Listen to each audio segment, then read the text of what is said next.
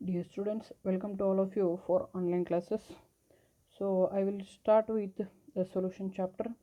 So I had already discussed some of the aspects in the solution chapter. So I will begin with the Raoult's law.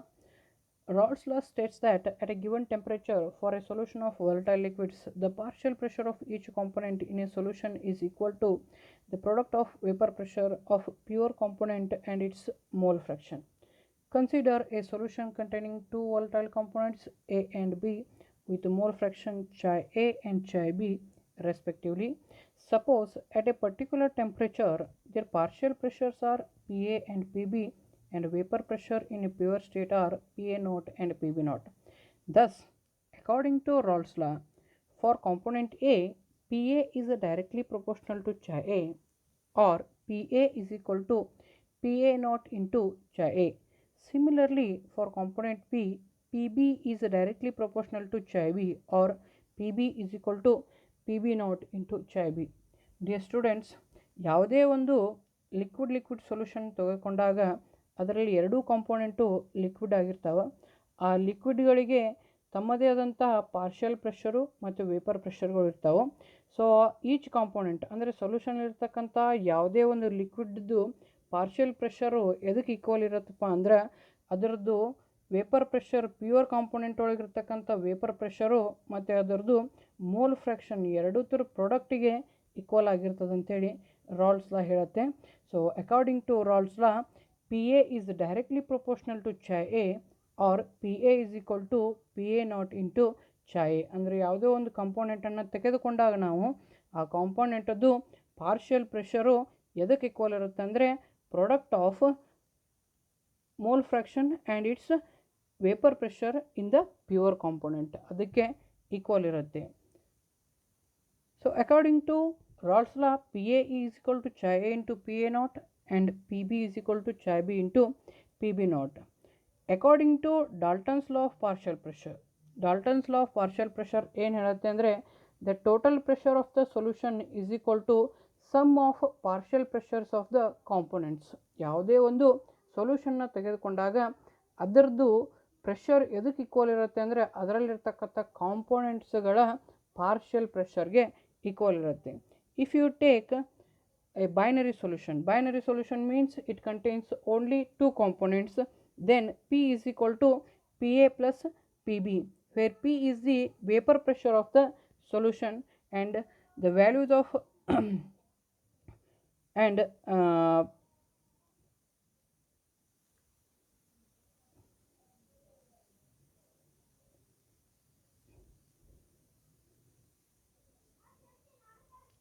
so PA is equal to Chi A into PA0. So if you substitute the values of PA and PB, P is equal to Chi A into PA0 plus Chi B into PB0. Chi B is equal to 1 minus Chi A because Chi A plus Chi B is equal to 1. So if you take the mole fractions of any binary solutions, that is Chi A and Chi B is equal to 1. Therefore, Chi B is equal to 1 minus Chi A. Therefore, P is equal to 1 minus Chi B into PA0 plus Chi B into PB0. P is equal to PA0 plus PB0 minus PA0 into Chi B, because if you take Chi B common from the both the if you take Chi B as common, then this equation will comes. So based on the above equation, following conclusions are made. Total pressure over the solution is related to mole fraction of any one of the component. ಅಂದರೆ vapour pressure of the solution ಯಾವುದಾದ್ರೂ ಒಂದು ಕಾಂಪೊನೆಂಟದ್ದು mole fraction ಮೇಲೆ depend ಆಗಿರುತ್ತೆ ಅಂತ ಹೇಳಬಹುದು. P total varies linearly with mole fraction of the component. ಅಂದರೆ ಯಾವ ರೀತಿ ಮೋಲ್ ಫ್ರ್ಯಾಕ್ಷನ್ ಚೇಂಜ್ ಆಗ್ತಾ ಹೋಗುತ್ತೆ ಹಾಗೆ ಆ ಸೊಲ್ಯೂಷನದ್ದು ವೇಪರ್ ಪ್ರೆಷರ್ ಕೂಡ ಚೇಂಜ್ ಆಗ್ತಾ ಹೋಗ್ತದೆ. Since PA0 and PB0 are constant. ಅದರ ಪಾರ್ಷಿಯಲ್ ಪ್ರೆಷರ್ಸ್ ಅಂದರೆ vapour pressure of pure components constant ಇರಬೇಕು. ಸೊ ಅದನ್ನು ನಾವು ಒಂದು ಗ್ರಾಫ್ ಮುಖಾಂತರ ಏನು ಮಾಡ್ಬೋದು ತೋರಿಸ್ಬೋದು. So this is the vapour pressure curve of the Raoult's law. This is vapor pressure versus mole fraction. So vapour pressure ಮತ್ತು ಮೋಲ್ ಫ್ರ್ಯಾಕ್ಷನನ್ನು ನಾವು ಎಕ್ಸ್ ಮತ್ತು ವೈ ಆಕ್ಸಿಸ್ ಮೇಲೆ ತೆಗೆದುಕೊಂಡಾಗ ಯಾವ ರೀತಿ ಚೇಂಜ್ ಆಗುತ್ತೆ, ಲೀನಿಯರ್ಲಿ ಚೇಂಜ್ ಆಗ್ತಾ ಹೋಗುತ್ತೆ. ಒಂದು ಕಾನ್ಸ್ಟೆಂಟ್ ಇದ್ದಾಗ ಇನ್ನೊಂದು ಮೋಲ್ ಫ್ರ್ಯಾಕ್ಷನ್ ಚೇಂಜ್ ಆದಾಗೆ vapour pressure of the solution ಕೂಡ ಚೇಂಜ್ ಆಗ್ತಾ ಹೋಗುತ್ತೆ. So the Raoult's law will be explained by this vapour pressure curve. Vapour pressure curves through ನಾವೇನು ಮಾಡ್ಬೋದು, ರಾಲ್ಟ್ಸ್ ಲಾನ ಎಕ್ಸ್ಪ್ಲೇಷನ್ ಮಾಡಬಹುದು. So the next aspect is vapor pressure of a solution of non-volatile solute in the volatile solvent. So volatile solvent ನಲ್ಲಿ ನಾನ್ volatile solute ಅನ್ನು ನಾವು add ಮಾಡಿದಾಗ ಏನಾಗುತ್ತೆ vapour pressure ಅನ್ನೋದನ್ನು ಈಗ ಎಕ್ಸ್ಪ್ಲೇನ್ ಮಾಡ್ತೀನಿ. If A non volatile solute is dissolved in a volatile solvent, the vapor pressure of the solution is solely due to the solvent which is volatile. ಯಾವಾಗ ನಾವು ಒಂದು ವಾಲಟೈಲ್ ಸಾಲ್ವೆಂಟ್ನಲ್ಲಿ non volatile ಸೊಲ್ಯೂಟ್ನ add ಮಾಡ್ತೀವಿ ಆವಾಗ vapour pressure of the solution ಎದಕ್ಕೆ equal ಆಗಿರುತ್ತೆ ಅಂದರೆ ವೇಪರ್ ಪ್ರೆಷರ್ ಆಫ್ ದ ಸಾಲ್ವೆಂಟಿಗೆ ಈಕ್ವಲ್ ಆಗಿರುತ್ತೆ. ಯಾಕಂದರೆ ಅಲ್ಲಿ ಸಾಲ್ವೆಂಟ್ ಮಾತ್ರ ಏನಾಗಿರುತ್ತೆ, ನಮ್ಮದು ವಾಲಟೈಲ್ ಇರುತ್ತೆ, ಸೊಲ್ಯೂಟು ವಾಲಟೈಲ್ ಇರೋದಿಲ್ಲ. Therefore the vapour pressure of the solution is equal to the vapour pressure of the solvent there. The surface of the solution is occupied by non-volatile solute molecules and therefore less number of solvent molecules escape into the vapor phase. So ಯಾವಾಗ ನಾವು ಒಂದು ನಾನ್ volatile ಸೊಲ್ಯೂಟನ್ನು ಅದಕ್ಕೆ volatile ಸಾಲ್ವೆಂಟಿಗೆ add ಮಾಡ್ತೀವಿ ಆವಾಗ ಆ solute particles ಸರ್ಫೇಸ್ನಲ್ಲಿ ಬಂದು ಕೂಡ್ತವೆ. So ಅದರಿಂದ escaping tendency of the vapours of solvent will be decreased. ನಾವು ಯಾವಾಗ ಸೊಲ್ಯೂಟನ್ನು ಆ್ಯಡ್ ಮಾಡ್ತೀವಿ ಆವಾಗ ಎಸ್ಕೇಪಿಂಗ್ ಟೆಂಡೆನ್ಸಿ ವೇಪರ್ಸ್ದು ಕಡಿಮೆ ಆಗ್ತಾ ಹೋಗುತ್ತೆ. ಆದ್ದರಿಂದ ಅವರದ್ದು ವೇಪರ್ ಪ್ರೆಷರ್ ಕೂಡ ಕಡಿಮೆ ಆಗ್ತಾ ಹೋಗ್ತದೆ. As a result the vapour pressure of the solution at a given temperature is lower than that of the pure solvent. Pure ಸಾಲ್ವೆಂಟ್ಗಿಂತ ಸೊ ವೇಪರ್ ಪ್ರೆಷರ್ ಏನಾಗಿರುತ್ತೆ ಸೊಲ್ಯೂಷನ್ದು ಕಡಿಮೆ ಆಗಿರುತ್ತೆ. ಫಾರ್ ಎಕ್ಸಾಂಪಲ್ ನೀವು ಮನೇಲಿ ಅದಕ್ಕೊಂದು ಎಕ್ಸ್ಪೆರಿಮೆಂಟ್ ಮಾಡ್ಬೋದು. ಸೊ ನಾರ್ಮಲ್ ವಾಟರ್ ತೊಗೊಂಡು ಅದನ್ನು ಬಾಯ್ಲ್ ಮಾಡೋದಕ್ಕೆ ಇಡಬೇಕು, ಟೈಮ್ ನೋಡಬೇಕು, ಎಷ್ಟು ಟೈಮ್ ಆಗುತ್ತೆ ಬಾಯ್ಲ್ ಆಗೋದಕ್ಕೆ ನೋಡ್ಬೋದು. ದೆನ್ ಅದಕ್ಕೆ ಯಾವುದಾದ್ರೂ ಒಂದು ನಾನ್ ವಾಲಟೈಲ್ ಸೊಲ್ಯೂಟನ್ನೇ ಆ್ಯಡ್ ಮಾಡ್ಬೋದು. So salt, sugar R tea powder ಯಾವುದಾದ್ರೂ ಹಾಕಿ ಬಾಯ್ಲ್ ಮಾಡೋಕ್ಕಿಟ್ಟಾಗ ಅದು ಎಷ್ಟು ಟೈಮ್ ತಗೊಳುತ್ತೆ ಅಂತ ನೋಡಿದಾಗ ಎರಡನ್ನೂ ಕಂಪ್ಯಾರಿಸನ್ ಮಾಡಿದಾಗ ಗೊತ್ತಾಗುತ್ತೆ ಯಾವುದು ಕಡಿಮೆ ಸಮಯ ತಗೊಳುತ್ತೆ, ಯಾವುದು ಹೆಚ್ಚಿಗೆ ಸಮಯ ತಗೊಳುತ್ತೆ ಅನ್ನೋದು. ಯಾವಾಗ ನಾವು ಸೊಲ್ಯೂಟ್ ಆ್ಯಡ್ ಮಾಡ್ತೀವಿ ಸೊ ಅವಾಗ ಅದು ಹೆಚ್ಚಿನ ಸಮಯ ತೆಗೆದುಕೊಳ್ತದೆ, ಯಾಕಂದ್ರೆ ಅದರ ವೇಪರ್ ಪ್ರೆಷರ್ ಕಡಿಮೆ ಆಗಿರುತ್ತೆ. ಸೊ ಬಾಯ್ಲಿಂಗ್ ಪಾಯಿಂಟ್ ಯಾವಾಗ ಈಕ್ವಲ್ ಬರುತ್ತೆ ಅಂದರೆ ವೇಪರ್ ಪ್ರೆಷರ್ ಈಕ್ವಲ್ ಆದಾಗ ಸೊ ಸೊಲ್ಯೂಷನ್ ಬಾಯ್ಲ್ ಆಗೋದಕ್ಕೆ ಸ್ಟಾರ್ಟ್ ಆಗುತ್ತೆ. ದೇರ್ ಫೋರ್ ಸೊ ಅದಕ್ಕೆ ಅದರಿಂದ ನಾವೇನು ಮಾಡ್ಬೋದು, ಕನ್ಕ್ಲೂಷನಿಗೆ ಬರ್ಬೋದು. When a non volatile solute is added into a volatile solvent the vapor pressure of the solution will decreases. This is also called lowering of vapor pressure. ಇದನ್ನು ನಾವು lowering of vapor pressure ಅಂತ ಕೂಡ ಕರಿತೀವಿ. So the next aspect is ideal and non-ideal solutions. So liquid solutions are classified into two types, ideal and non-ideal solutions.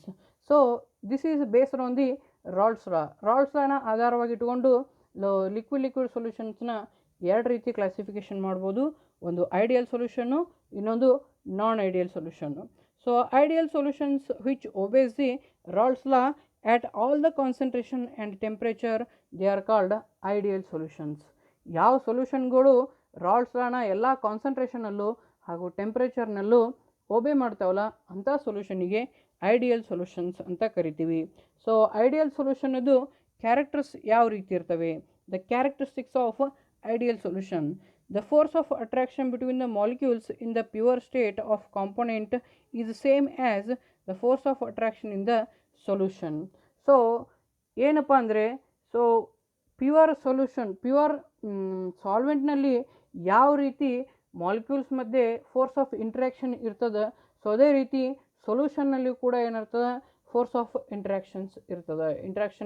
Force of ಇಂಟ್ರ್ಯಾಕ್ಷನ್ಸ್ ಇರ್ತದೆ same as force of attraction. ಎರಡು ಥರ ನಡುವೆ force of attraction ಅದೇ ರೀತಿ ಇರ್ತದೆ.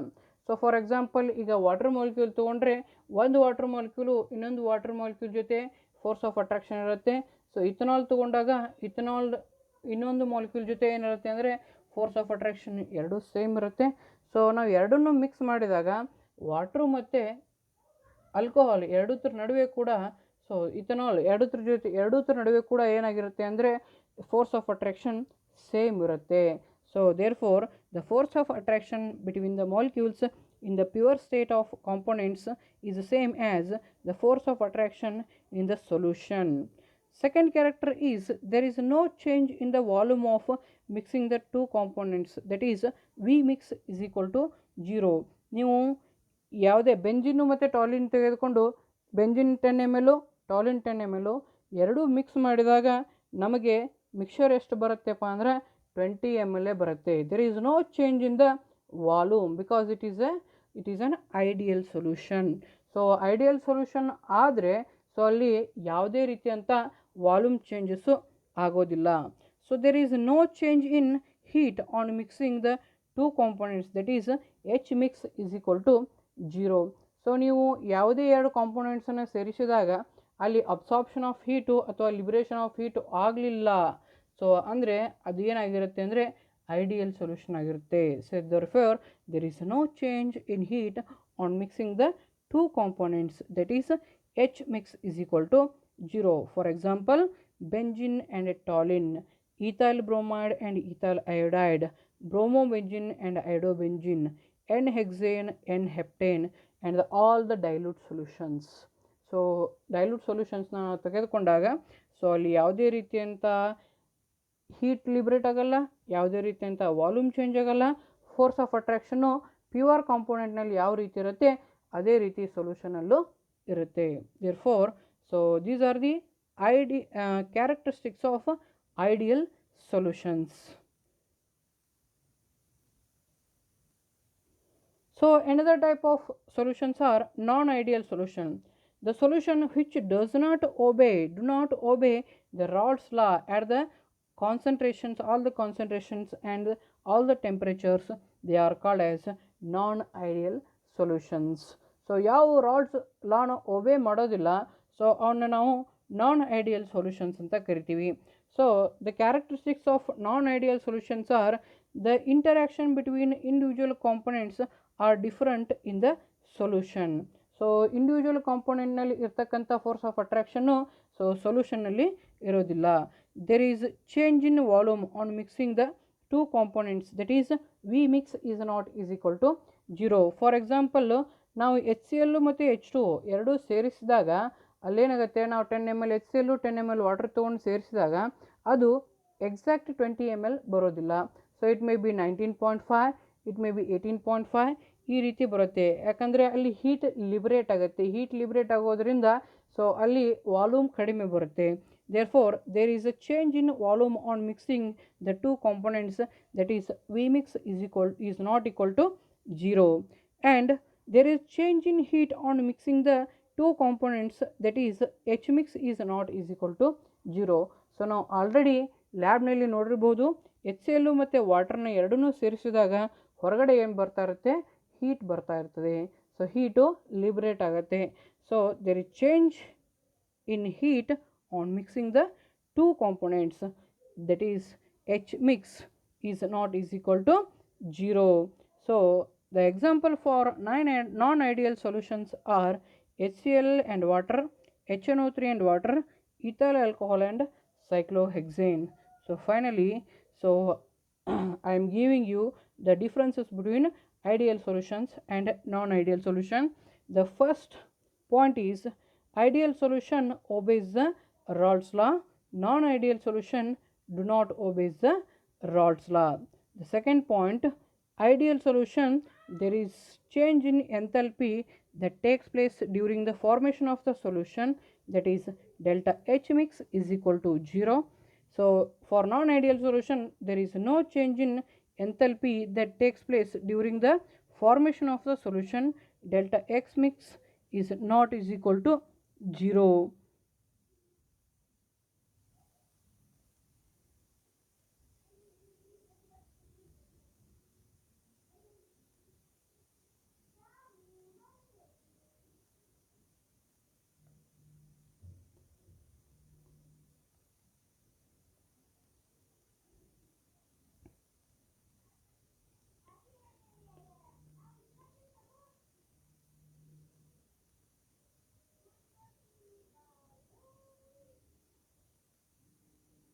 So for ideal solution, there is no change in enthalpy that takes place during the formation of the solution, that is delta X mix is equal to 0.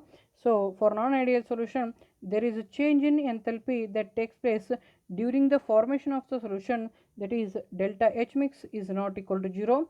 So for ideal solution, there is a change in volume, there is no change in volume during the formation of the solution, delta V mix is equal to 0. For non-ideal solution, there is change in volume during the formation of the solution, delta V mix is not equal to 0. The intermolecular interactions between the components of the solution are similar to those in the pure components. The intermolecular interaction between the components of the solution are not similar those in the pure components. So these are the differences between ideal and non-ideal solution, and the further aspects will be discussed in the next video. Thank you.